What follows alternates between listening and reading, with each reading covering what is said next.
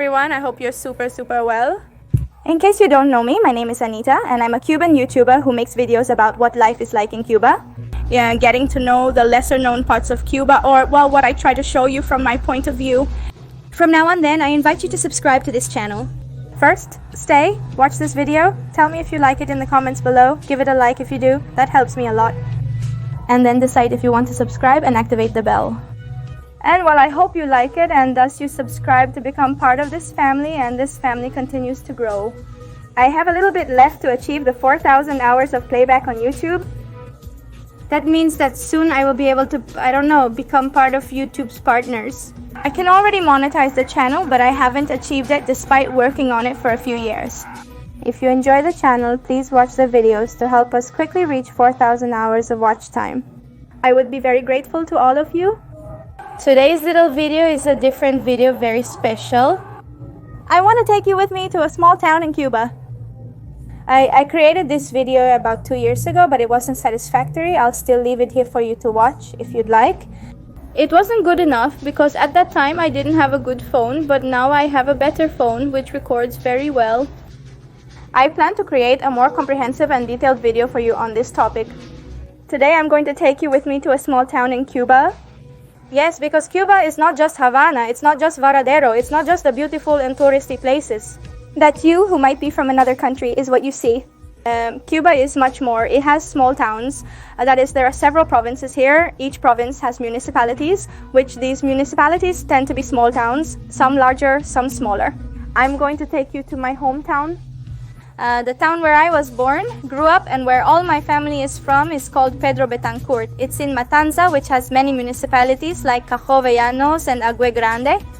And, well, I'm here in Matanzas and I'm going to catch the transport that takes me to that town.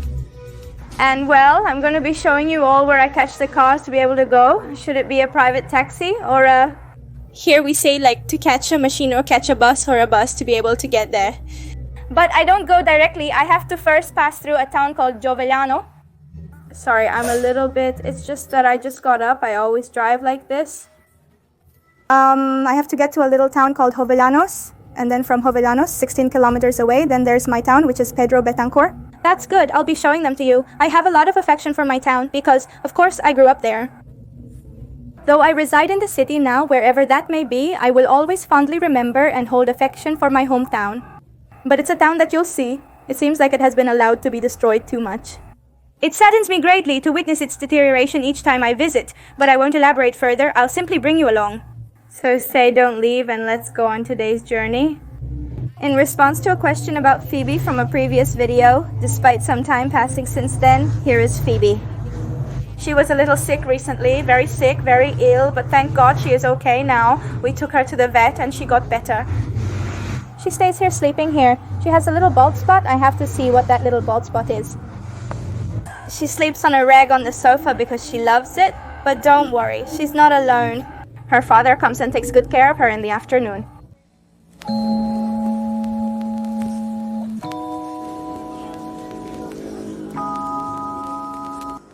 I'm heading to the terminal, which is conveniently close to my house. It's where the machines and buses depart from. Let's see. I hope there is safe transportation. I don't want to delay too much there so I can arrive quickly.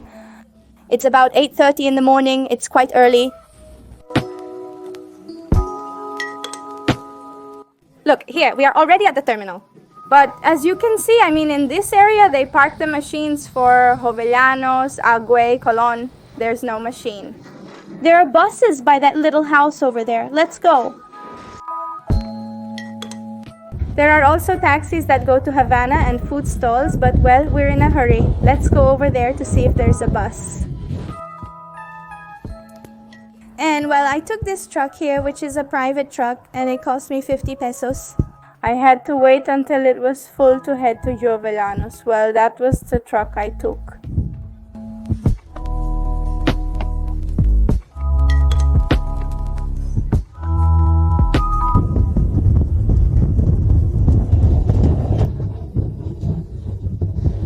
Now it's heading to a town called Colón, and well, that's the stop to go to my town, which is Betancourt.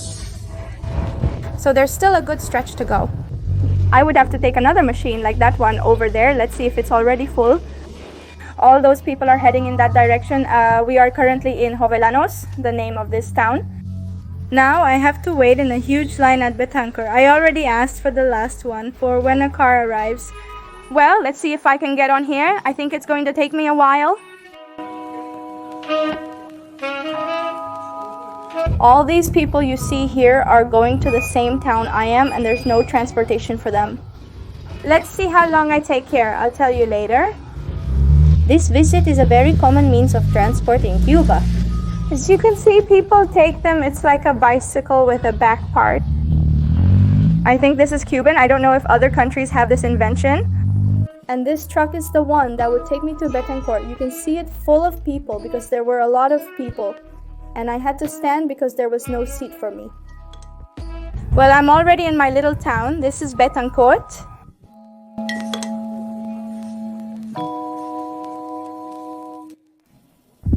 This park is the one at the entrance. I mean, when you're coming in from Jovellano, you see this park.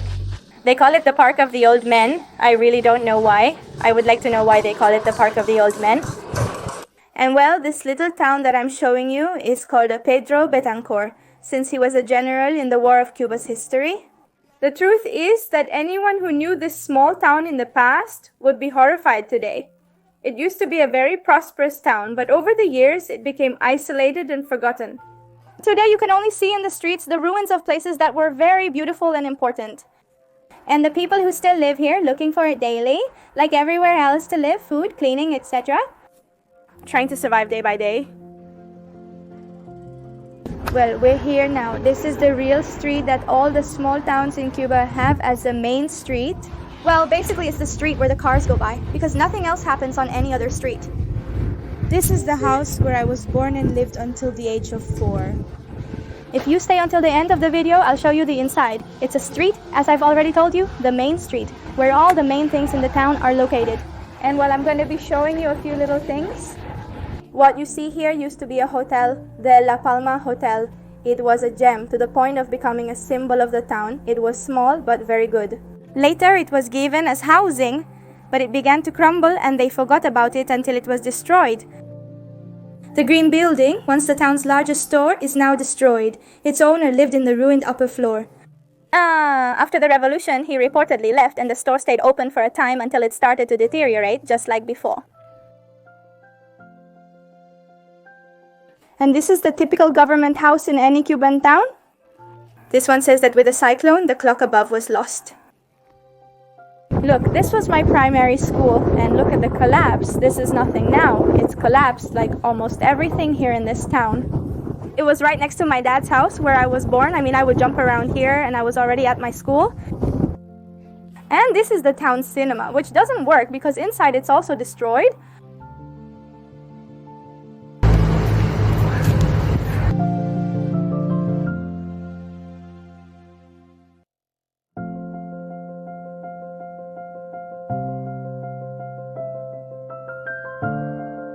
What you see here is where the old folks used to come to dance on many years ago. And here is the town's park. Every Cuban town has a park that is like the center of the town, and it has a church. This is like the heart of the town where all the people come to sit and enjoy.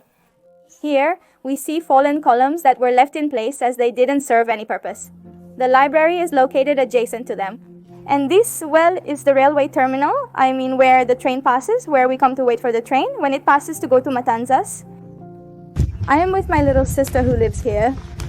Well, as I was showing you, many places in the town are totally destroyed. It's a town that's finished.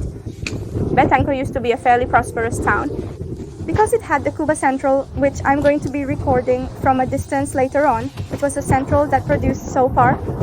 The economy was based on that, but it no longer works. The town is now like a ghost town with everything being destroyed and nobody doing anything to fix it, despite people still living here. But well, every day a piece of any building falls and well, I have already been showing you how destroyed it is. I like to come because it's my town where I was born, where I grew up, and it brings me nostalgia. But the truth, I couldn't live here again because there is no future. Hopefully they can eventually fix this town, as many people here have affection for it. And well, many people from Cuba have been born and raised in little towns like these, which has also happened to them all over Cuba. And well, let's hope that someday this changes.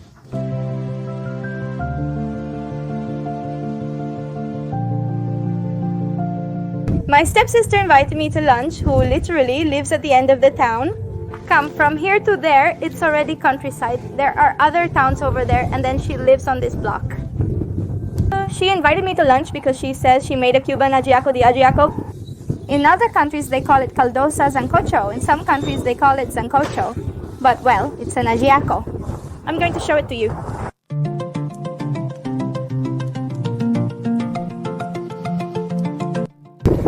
And well, this is a children's park. From here in the town, you can see how beautiful it is. It's quite described. Here in the town, I think there are 3 parks. The little park that we are in the center of the town. I won't show you what I did in the other videos since I already covered it there. You can watch that video if you'd like. I'll link it at the end for you. There are 2 small parks, including the little Central Cuba Park in the area. Look at this Caballero Park, which is supposed to be a place for the town's children to come, have fun, and play. There's no other option. There are these 3 parks, and well, all 3 are similar. Look there, it's broken also. Look, this is my extra sister's house. Look at all the little plants she has here. We Cuban women love, the women of the Cuban house, to have little plants on their porch.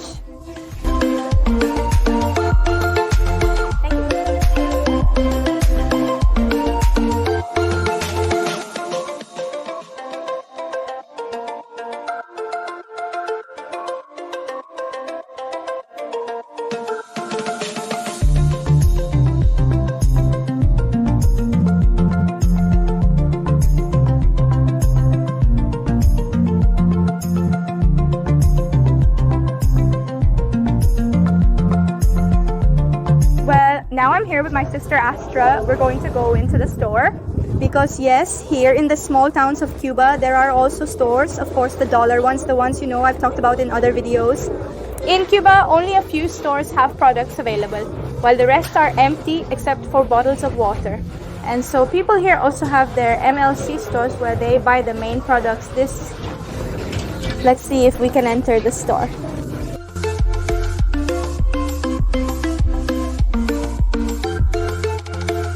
There are some little teas. I would like to buy this. I am seeing that here in this store, there are little things that I have not seen in Matanza. In rural areas, you may find more items because fewer people are buying them, whereas in cities, those items sell out quickly. Look, I bought some little teas. In the dollar stores, they cost $1 and something. They were cheap.